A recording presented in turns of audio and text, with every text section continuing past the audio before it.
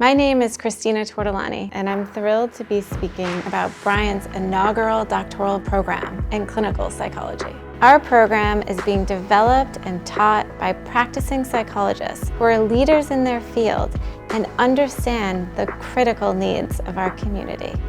As Bryant's first doctoral program, we are thrilled to leverage Bryant's strong reputation and equip our students with healthcare expertise and a strong business acumen.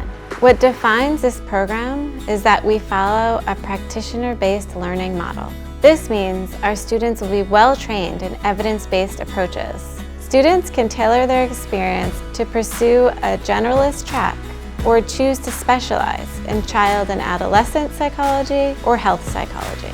A major differentiator of our program is its small cohort size.